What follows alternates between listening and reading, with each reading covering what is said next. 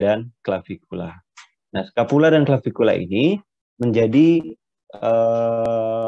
aksesoris apa ya, bagian yang menentukan gerakan dari shoulder gitu. Jadi scapula dan clavicula itu ada gerakan sendiri. Sedangkan shoulder complex itu menentukan gerakan scapula dan claviculanya.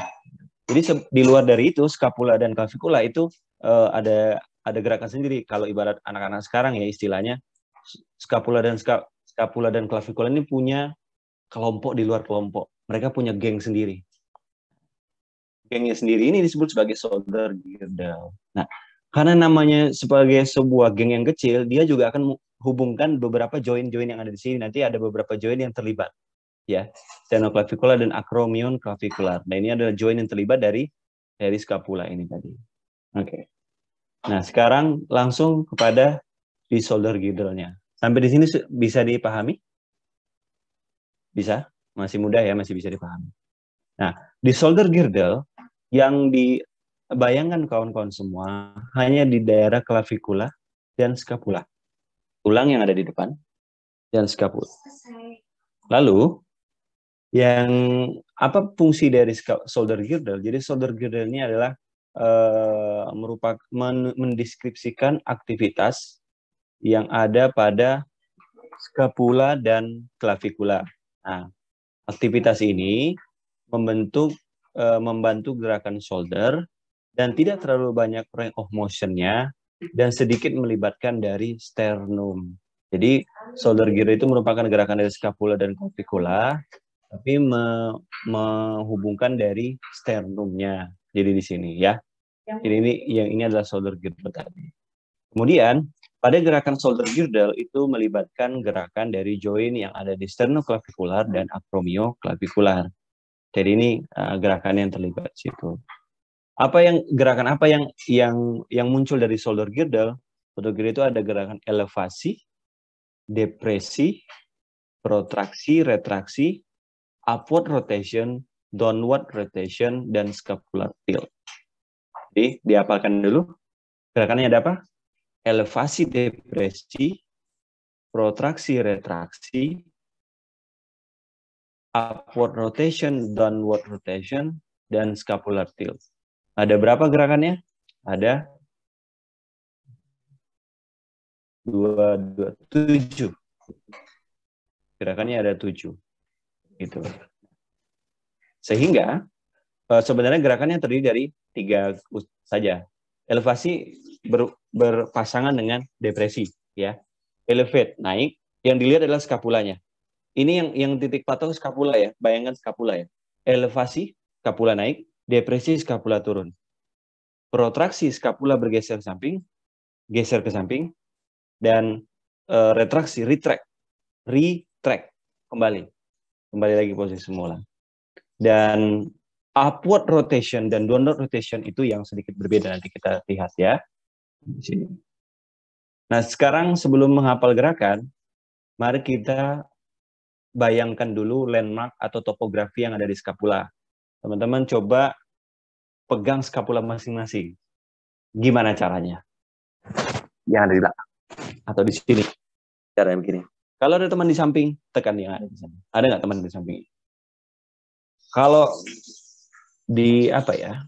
Kalian beli ayam goreng itu tepong kan, ya sayapnya. Bukan sayap sih, kalau sayap lengan ini. Tapi yang paling besar di belakang itu menentukan dada atas gitu kalau kita beli ayam goreng. Nah, itu adalah di bagian skapulanya. Nah, untuk di bagian skapula sendiri, teman-teman semua, kita tahu skapula kita di sini. Nah, tapi untuk di dalam konteksnya di biomekanik, kita di orang fisioterapi, kita harus mengetahui letak secara spesifik di mana skapula itu berada. Karena kekuatan kita di fisioterapi itu ada di tangan, di palpasi. Jadi kita harus bisa membayangkan skapula itu berada di letak yang pas di situ. Pertama, teman-teman tahu tulang belakang masing-masing kan? Ya. Skapula itu memiliki bentuk triangular, segitiga. Segitiga dia. Walaupun bayangkan tangan, tapi ujungnya begini. Nah, kalau dalam kita mentreatment pasien ya, kalau kami di klinis itu, mentreatment pasien selalu menggunakan satu tangan ini utuh. Ujung ini itu membayangkan ujung skapula yang ada di bawah, yang di sini ada ujung skapula yang di atas. Dan makanya ketika kalau kita mentreatment pasien, selalu tangan ini menjadi indikator untuk melakukan mobilisasi pada skapula. Gitu. Nah, posisinya dari skapula itu terletak di superficial, berarti bukan di dalam, di luar, mudah kita sentuh, dan terletak posterior side. Posterior depan atau belakang? Posterior di sisi belakang dari toraks. Nah, sisi belakang dari toraksnya. Oke, ini sisi posisinya. Ya Pak, saya sudah tahu. Lalu, nah, cara tidak langsung sebenarnya skapula itu melekat pada spine, pada tulang belakang, gitu. Melalui apa? Melalui ligamen yang melekat pada klavikula. Jadi kenapa dia bisa bergantung di sini, dia bisa melekat di sini karena melekatnya pada ligamen yang melekat langsung pada klavikula yang ada di depan. Jadi di sini. Jadi dia sehingga bisa sejajar dengan ini. Spine itu maksudnya ini ya. Mohon maaf, saya koreksi bukan tulang belakang tapi spine scapula. Jadi dia tidak langsung bersinggungan dengan vertebra torakal, tapi dia langsung bisa menggantung. Kenapa dia bisa menggantung? Karena terikat oleh ligamentum yang langsung melekat pada klavikula. Kemudian, mari kita lihat dari skapula lokasinya di posisi tulang belakang ini. Posisi skapula itu terletak antara kosta kedua, ya, dan kosta ketujuh. Jadi cara mempalpasinya bukan cari kosta kedua, tapi untuk menentukan lokasi kosta kedua, cari spina scapula yang paling menonjol di antara yang ada di sininya, ya. Di situ bagian belakang itu sejajar dengan ribs atau kosta yang kedua. Dan paling bawah, nih saya belum sebutkan namanya, nanti teman-teman bisa cek saja di sini ya. Ini sejajar dengan kosta ketujuh dari resting position.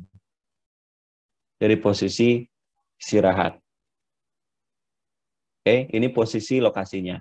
Nah, jarak antara skapula dengan vertebrae itu sejarak atau sejauh 2 sampai 3 inci. Kalau 1 inci itu berapa senti ya? 1, sekian. Jadi jaraknya segini, 2 sampai 3 inci. 2 inci sampai 3 inci, 2 inci sekitaran di atas, superior dan inferiornya sekitar 3 incian. Dari mana? Dari processus spinosus yang ada di vertebra. Nih, processus spinosus dan transversus yang mana? Processus spinosus yang sini, ya, spine, lalu itu kurang lebih gitu. Jaraknya sekitar 2 sampai 3 inci. Ya. Spina scapula, ya, spina scapula itu lokasinya berada di 3 atau 4 dari vertebra. Jadi kurang lebih sini. Lalu dia bergerak. Ini adalah scapula lokasi. Jadi di mana lokasi scapula antara kosta kedua dan kosta ketujuh. Kosta kedua. Spina scapula itu maksudnya spina scapula yang ini ya. Itu dia letaknya sejajar sama vertebra ketiga torakal vertebra maksudnya. Oke. Sudah bisa ada bayangan ya. Kita masuk kepada, nah sekarang kalau mau minum dulu aja, enggak apa-apa. Kita ambil tulang skapula, kita lihat dari sisi depan dan sisi belakang. Yang mana sisi depan, yang mana sisi belakang? Anterior adalah sisi depan, posterior sisi belakang. Nah sekarang lihat body landmark-nya masing-masing. Yang pertama, sisi yang teman-teman lihat dari skapula itu berada di superior angle atau sudut yang atas di sini. Kalau dari tampak depan, superior angle itu mengarah ke bagian medial ke arah costa. Mohon maaf, medial ke arah vertebra. Ini kan ini superior angle.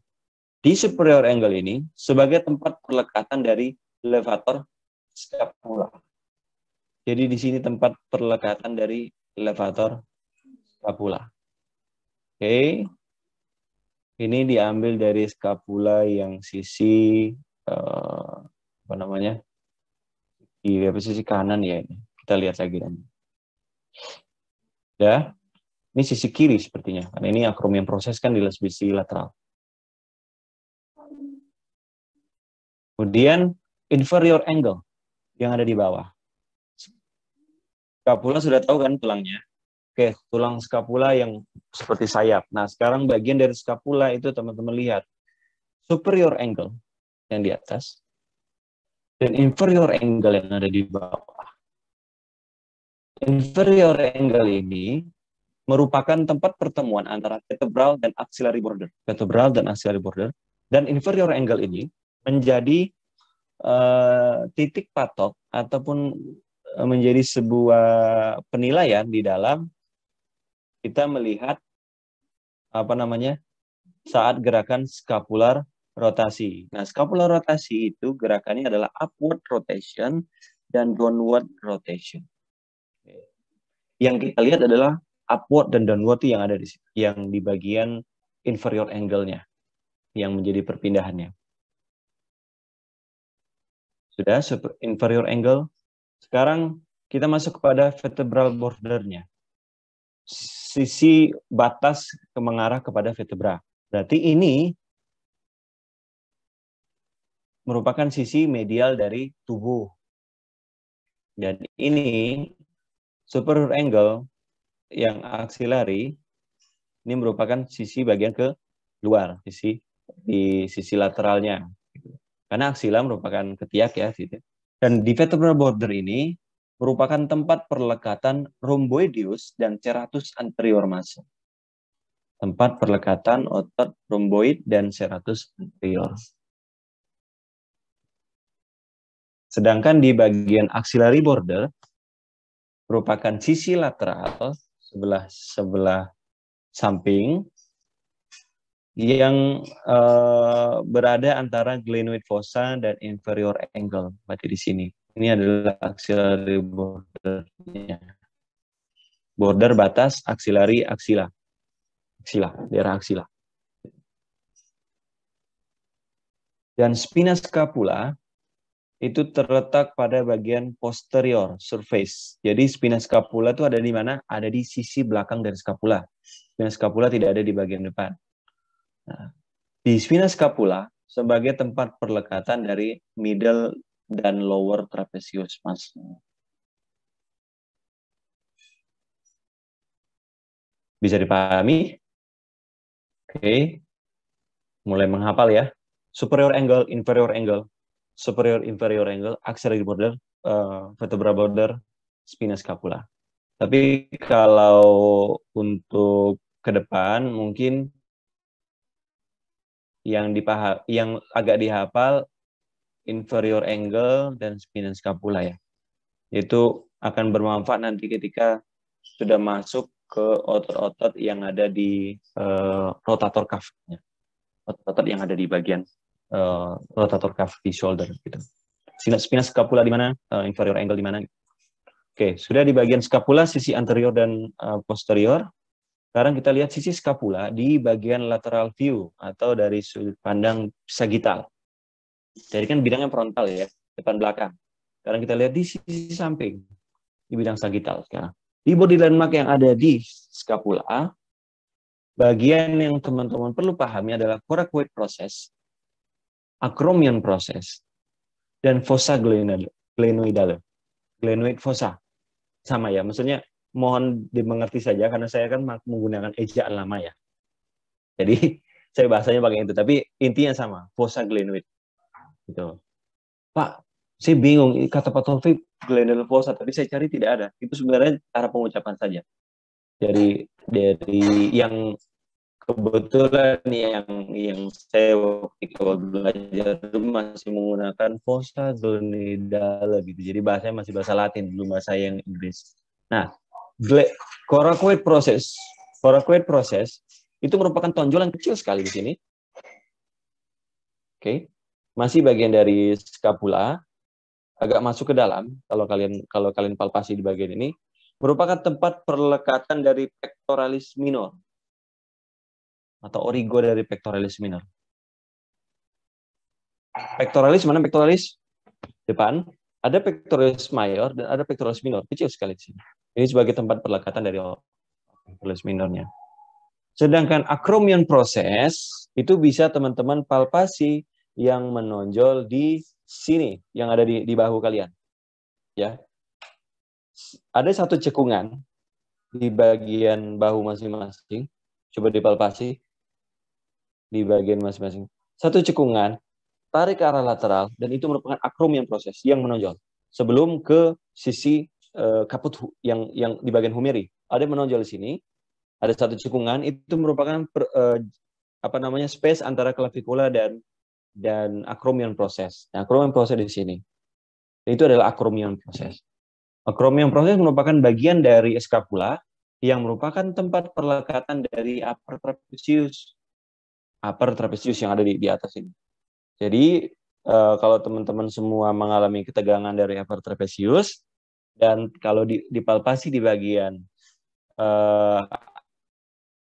acromion, wajar kalau sakit karena memang dia tempat pelekatan utamanya, gitu. Dan bagian ketiga dari sisi lateral view yang dilihat adalah glenoid fossa. Glenoid adalah permukaan di bagian scapula yang berbentuk konkav cekung, berartikulasi itu memiliki hubungan, ya, memiliki satu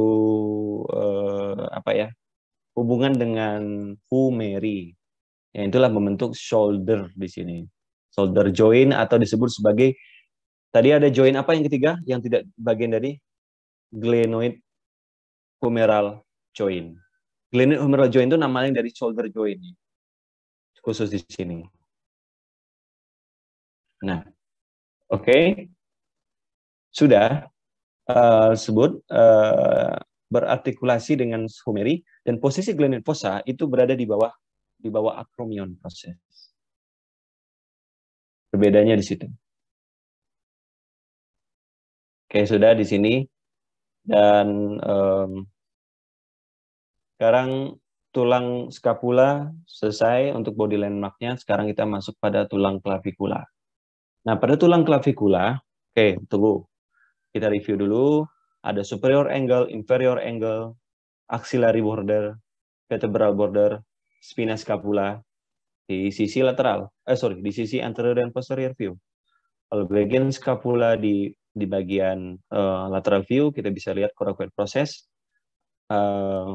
acromion proses, dan glenoid fossa. Tidak harus ini kan hanya dari gambar ya. Tapi kalau dari langsung kalau praktek mulai minggu depan itu lihat aja, oh ini scapula, ini spina scapula, ini inferior superior angle, itu bisa kita lihat sih. Oke. Mohon maaf, bony landmark ya, bukan body landmark. Salah. Clavikula, tulangnya itu berbentuk S. Berbentuk S. Sudut yang dilihat ini dari superior view dan inferior view. Ini superior itu maksudnya di mana tuh superior? Dari atas, dari bawah, ya, dari samping apa dari belakang? Superior. Oh, dia ini orangnya superior banget. Dari atas. Jadi S itu berbentuk S, bone yang berbentuk S, kita lihat dari sisi atasnya. Jadi kalau teman-teman lihat dari atas, ini potongan atasnya dan ini adalah potongan bawahnya. Untuk bony landmark-nya itu tidak terlalu menjadi satu yang perlu dihafalkan banget ya. Karena di clavikula itu ada end of sternum, end of acromial, dan body dari claviculanya sendiri. ujung sternum, ujung mengarah kepada akromion. Jadi clavikula itu sisi medial, di sini berarti kan sisi medial, ini kan melekat pada sternum. Dan ini beririsan dengan akromion. Nanti ada, makanya ada akromion clavikular, sternoclavikular, ya kan? Nah, ini kan sendinya di sini, akromion clavikular dan sternoclavicular joint. Ya.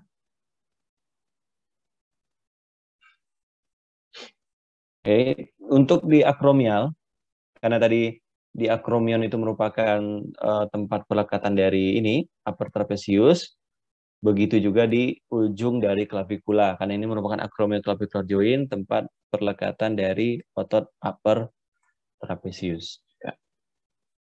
Jadi kalau clavikula bergerak, ya impact juga pada upper trap-nya. Sedangkan untuk sternum, yang perlu teman-teman harus sedikit hafal ya, itu bagian atas itu manubrium sternum, dan bagian bawah itu disebut sebagai sipoid prosesus tonjolan, prosesus sipoid prosesus, dan manubrium sipoid proses, sama lah ya. Manubrium ini melekatnya pada apa nih yang ada tulang di sini tadi? Yang berbentuk S tadi apa nama tulangnya? Clavikula, ya. Di sini manubrium. Jadi ujung dari sternum ini itu melekatnya pada manubriumnya. Oke. Manubriumnya. Nah, manubrium itu merupakan tempat pelekatan dari clavikula dan sejajar dengan costa 1. Jadi manubrium, jadi tulang pipi sini yang di bagian atas ya, belum turun ke bawah, itu merupakan pelekatan dari clavikula dan sejajar dengan costa 1. Nah kan bodinya tidak ada yang khusus ya. Untuk sipoid proses merupakan bagian dari ujung di sternum. Ini kalau teman-teman papasi di bagian bawah, di sini kan ada tuh. Nah, kalau sudah masuk ada bisa menekan ke dalam, itu sudah masuk di diafragma. Nah, ujung dari sipoidnya ini tadi di ujung sekali dia. Di ujung sternum. Berarti kalau satu cengkal inilah kurang lebih panjangnya ini. Kurang lebih jadi dipotong sama ini kelingking sedikit. Ini body landmark ini tadi. Ini ya. Untuk clavikula, scapula, dan sternum tadi. Oke. Pak, join yang ada pada shoulder complex yang terlibat di dalam shoulder girdle itu ada dua, sternoclavicular dan acromioclavicular. Pada sternoclavicular itu sifat joinnya terdiri dari plane-nya ada 3, body sagittal, body di bidang plane sagittal, frontal, dan transversal, sehingga dia memiliki degree of freedom juga 3. Arah fleksi ekstensi, aksisnya artinya juga 3. Dia menghasilkan gerakan ke depan ke belakang, kemudian dia ada yang samping ini, dan ada gerakan rotasi. Sehingga gerakannya itu membantu dari gerakan elevasi depresi, kemudian rotasi retraksi, adanya gerakan di upward dan downward rotation. Ligamen pembentuk yang ada di sternoclavicular itu terdiri dari sternoclavicular joint, hubungan antara sternum dan clavikula, baik sisi yang kiri ataupun sisi yang kanan, sternoclavicular joint. Kita lihat ya. Jadi ada sternum apa nih bagian ini? Manubrium pada bagian superiornya, dan sebelum clavikula ada space di situ, itu merupakan sternoclavicular ligamen sana. Ini semua area ini adalah area joint. Dan karena di daerah ini di bagian sternum itu sejajar dengan costa, ya. Ini kan costa 1, maka hubungan clavikula dan costa itu juga dihubungkan oleh ligamen yang bernama costoclavicular. Costa. Costo itu dari costa. Costa itu tulang rusuk. Ya, ribs costa itu sama. Ke arah clavikular. Costo clavikular ligamen.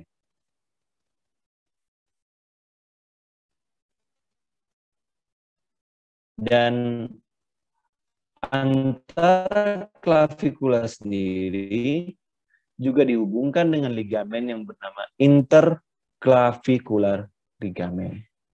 Dari satu, costoclavicular dua. Karena ini plane shape ya, bundar di sini. Pastinya ada gerakan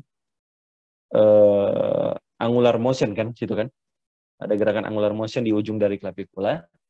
Maka dia memiliki sebuah bantalan sendi diskus artikular yang ada di clavicula terhadap manubrium di bagian sternum. Oke, ini ininya untuk di bagian sternoclavicular, sedangkan di sini sendi selanjutnya yaitu ini kan di bagian medial ya. Sekarang kita bergeser ke arah hubungan dari akromion dan clavikularnya, pembentuk dari skapula. Itulah kenapa skapula itu bisa menggantung, karena dia dihubungkan oleh jembatan-jembatan tadi dari akromion clavikular dan sternoclavicular. Di bagian bergeser di sisi yang sebelah lateral, akromion clavicular joint itu menghubungkan antara akromion proses di sisi lateral dan clavicula, end of clavicula. Ya, ujung clavicula tadi kan ada end of clavicula kan namanya. Sini.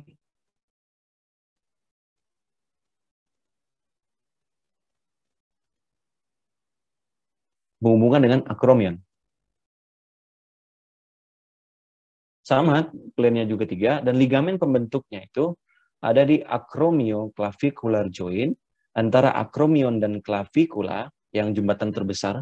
Ligamen itu asumsikan dengan jembatan ya, karena yang menghubungkan antar tulang kan, ligamen. Sedangkan ada ligamen kedua yaitu coracoclavicular. Coracoid proses yang berada di sekitar sedikit dari glande fossa itu dibentuk juga sifat kestabilannya dari antara coracoid dan clavicula, sehingga membentuk coracoid processus dan akromion, proses akromion menjadi coracoacromial ligament ini. Dan yang terakhir adalah mohon maaf ya, coracoclavicular, antara coracoid dan clavicula di atas sini. Nah, sedangkan sini merupakan coracoid acromion. Inilah tadi yang membuat kenapa skapula itu bisa menggantung di bagian belakang, karena stabilnya dibentuk di bagian anteriornya. Oke. Sudah mulai gumoh? Atau ada yang ini? Tarik napas sebentar ya, silakan. Saya ngecas ini kok laptop dulu.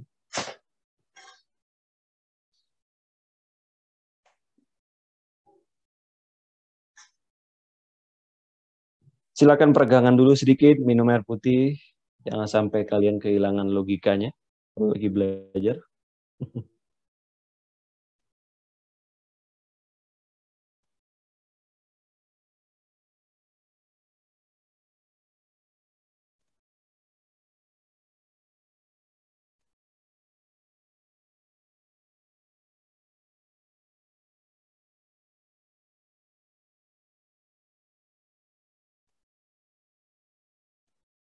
Oke, lanjut ya.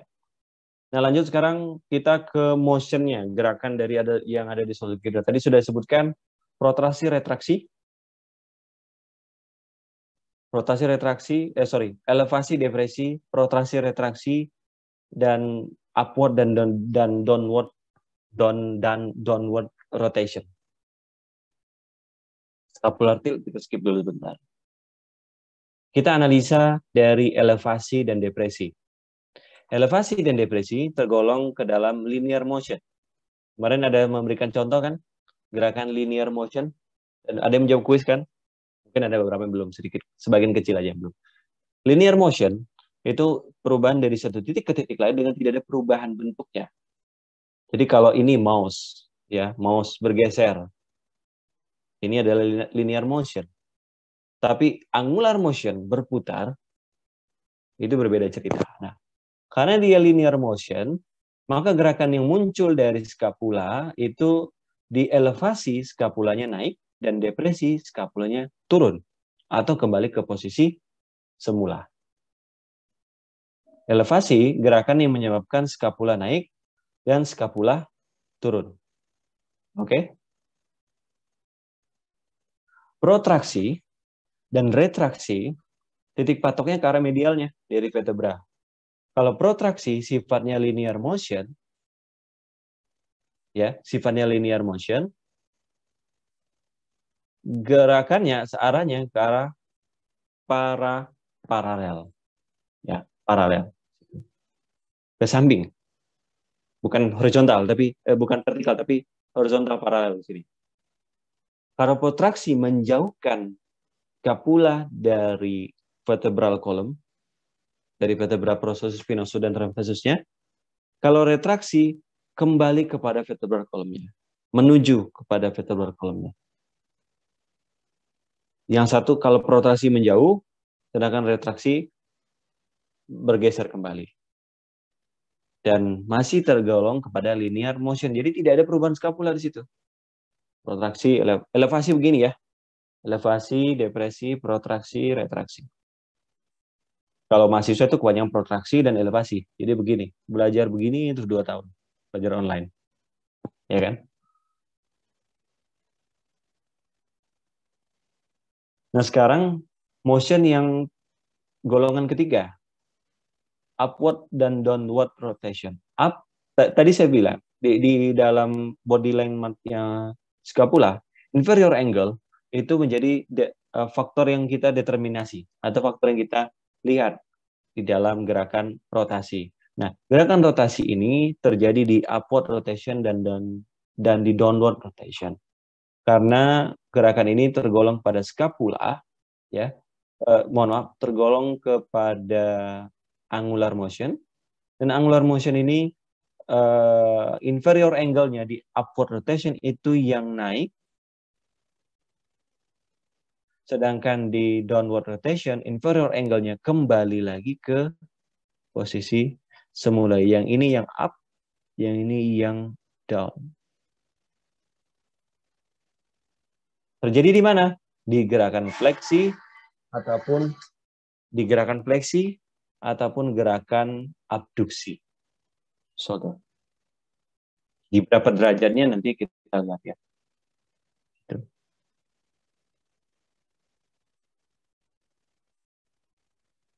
Oke, bisa dipahami?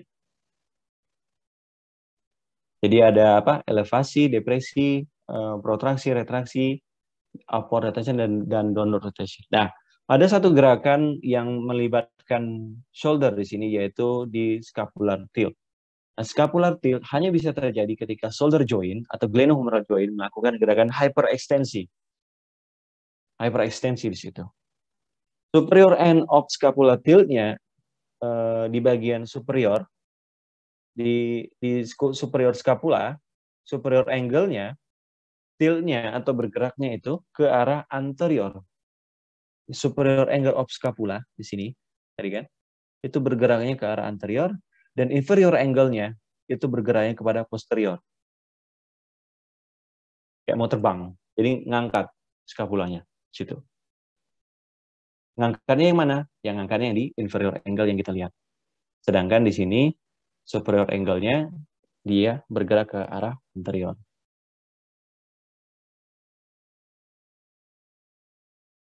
Oke. Sudah kan? Nah, ini yang akan saya bahas pada hari ini. Kenapa scapula itu atau shoulder girdle itu jadi satu bahasan di pembukaan biomekanik ini. Teman-teman harus pahami semua sendi itu tidak bisa bekerja secara sendirian. Dan semuanya pasti ada hubungan minimal 1 atau 2 hubungan yang sifatnya membantu bekerja sama satu sama lain dalam menghasilkan sebuah gerakan. Walaupun ada namanya prime mover muscle, action dalam muscle, tapi ada gerakan itu saling berhubungan dengan lainnya. Dalam konteks shoulder, ada konteks di dalam shoulder girdle dan shoulder joint, yaitu hubungan disebut sebagai scapulohumeral rhythm. Scapula sebagai perwakilan dari shoulder girdle dan humera sebagai perwakilan dari shoulder joint membentuk sebuah ritmis di mana mereka bekerjasama menghasilkan gerakan tertentu. Situ. Jadi hubungan ini disebut sebagai scapulohumeral rhythm dan berbentuk kepada beberapa derajat. Teman-teman mohon dipahami dulu. Coba perhatian sekarang. 30 derajat pertama gerakan shoulder, fleksi, ekstensi, abduksi, itu merupakan murni shoulder joint. Murni punya glenohumeral joint. Ya, sekali lagi, 30 derajat pertama, the first 30 degree, pure shoulder joint. 30 derajat awal. Gitu.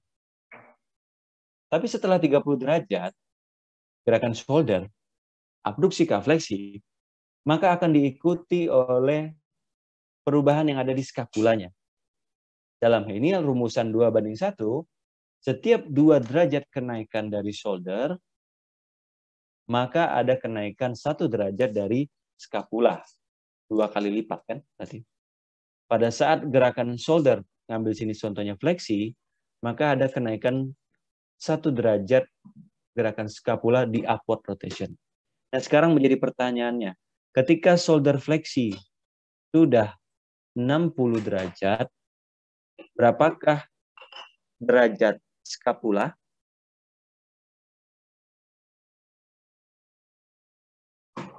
Berapa derajat skapula kalau 2:1? Setiap berapa? 30. 30 upward rotation. Ya. Betul. Berarti kalau sudah masuk kepada 90 derajat fleksi, berapa derajat skapula? Ke arah 45 derajat. Kalau kita begini, ya, skapula itu berarti ada 45 derajat di situ. Kamu ini juga sama, 45 derajat. Tapi scapulohumeral rhythm itu terbagi menjadi 3 fase. 3 fase 1, fase 2, dan fase 3. Fase 1 itu merupakan fase glenohumeral joint. Jadi di sini murni GH joint atau glenohumeral joint tidak melibatkan skapula. Nah, di fase 2 adalah fase yang mengarahkan kepada 30 ke atas sampai 90 derajat dari shoulder.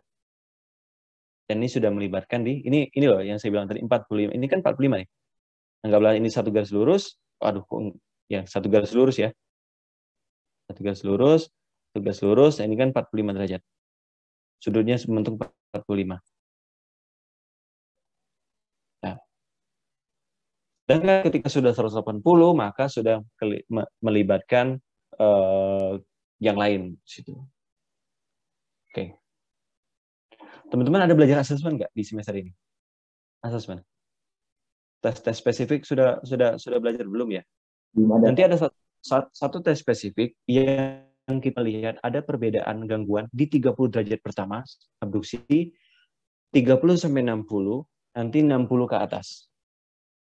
Ingat aja kata-kata saya. Dan itu merupakan gangguan dari scapulohumeral rhythm. Artinya, ketika tidak ada pergerakan skapula setelah 30 derajat, 30 sampai 60, maka skapula menjadi restriksi yang membatasi gerakannya tadi. Jadi kalau teman-teman semua, kok bahu saya sakit ya? Ini contoh klinis ya. Belum untuk diperhatikan anak-anak semester 2. Kok bahu saya sakit ya? Nggak bisa digerakin. Coba digerakin. Aduh kok sakit itu. Sakitnya ternyata ditimbulkan oleh restriksi yang diakibatkan oleh skapula. Ini skapula. Ini shoulder ya. Harusnya kan gini. Abduksi, ini kan ikut naik kan? Tapi ternyata restriksinya disebabkan oleh skapula tadi. Teman-teman harus ingat, di skapula itu ada berapa perlekatan. Satu, perlekatan dari elevator skapula. Mohon maaf, di bagian elevator skapula. Di situ ada juga upper trap dan middle trap gitu. Middle trapezius kan. Nah, ini membuat dan rhomboideus juga. Jadi terbatas gerakannya. Kok bahunya sakit tapi punggungnya yang bahunya digerakkan tapi punggungnya yang merasa sakit gitu. Oke. Ya, dari saya mungkin itu untuk scapula maritime, dan sekarang kita masuk kepada hafalan. Nah, ini silakan dihafalkan saja untuk contoh. Ya, kita break sebentar, tarik nafas, karena habis ini pembahasannya berpindah kepada otot. Sudah terasa berat? Agak berat ya. Tadi matanya masih melek, tiba-tiba sudah mulai begini. Dan silakan disesuaikan saja sebaik mungkin gimana caranya tetap bisa bertahan dulu. Ingat, ya syukur-syukur kalau tidak ada perubahan lagi peraturan, kita bisa ke depan ya. Mohon disesuaikan saja. Oke, kita pindah kepada otot-otot yang ada di shoulder girdle. Otot-otot yang perlu teman-teman pahami itu ada 5: trapezius, levator scapula, atau orang biasa bilang elevator scapula, sama ya. Levator scapula. Kalau bahasanya Indonesia English itu same-same lah ya. Sama-sama aja itu. Jadi elevator scapula sama. Rhomboid atau rhomboideus, mungkin kalau saya bilang tadi karena saya lulusan lama, jadi saya menggunakan masih bahasa Latin. Rhomboid atau rhomboid, serratus anterior, dan pectoralis minor. Trapezius, levator scapula, rhomboid, serratus anterior, dan pectoralis minor. Situ. Ini adalah patokannya. Dan cara menganalisa, ini cara menganalisa. Teman-teman harus pastikan origo, insersio, actionnya dan nerve-nya. Tapi titik beratnya kalau dari saya OIA aja dulu. Origo, insersio, dan A. Apa itu origo? Origo origin, asal. Asal otot itu melekatnya itu di mana? Dominan itu ada di mana? Itu origo. Origo, origin. Ya. Makanya dulu kami itu agak kesusahan menganalisa dikarenakan menggunakan bahasa Latin. Pas ditelaah, oh ternyata origo itu dari origin ya, asal. Asalnya, ataupun kalau di dalam otot, Pak, berarti asal tumbuhnya dari situ. Maksudnya yang dominannya dari sana, banyaknya itu. Pangkalnya itu dari situ. Insersio, insert apa insert? Masuk kan, memasukkan, menyisipkan, melekat kan situ. Jadi insersio merupakan tempat pelekatan yang berada di ujung. Jadi bisa cara satu-satunya untuk mengetahui origo insersio cuma dihafal, nggak ada lagi gitu. Jadi origo insersio itu bukan berarti yang di atas origo, insersio di bawah. Walaupun sebagian besar otot begitu ya. Tapi tidak semua, tidak semua. Bagaimana kalau kita posisinya yang sejajar? Ada otot yang tidak semua otot itu vertikal ya. Otot itu ada yang horizontal posisinya. Itu bingung kalau gitu. Nah, itu untuk satu-satunya cuma dihafal saja. Origo, insersio, dan A itu adalah action, prime mover action. Otot ini berfungsi untuk apa? Nah, kita sebenarnya kalau mau dibahas semua, sepertinya agak sampai pusing nanti. Kita bahas satu otot dulu, yaitu di trapezius. Trapezius terdiri dari 3, upper, middle, dan lower. Kalian boleh saja menggunakan kata yang sendiri, tapi kalau untuk penghafalan, teman-teman yang lain itu bilangnya upper trap, mid trap, ya. Tapi ini upper trapezius, ya. Upper trapezius. Trapezius di bagian atas. Bangunan trapezius kan? Ingat kan bangunan trapezius? Bangunan trapezius ini ototnya dibagi 3, upper trapeziusnya. Nah, upper trapezius kenapa dibagi? Karena satu, origo insersionya berbeda. Kedua, fungsinya berbeda. Nah, upper trapezius muscle itu memiliki perlekatan tempat originnya itu berada di occipital nuchal ligamen di upper cervical spinosus process. Upper cervical itu di daerah antara C1 sampai sekitar C4, C5 gitu. Itu bagian upper trapezius, dan ini tempat pelekatan dari upper trapezius di daerah cervical bagian atas. Sedangkan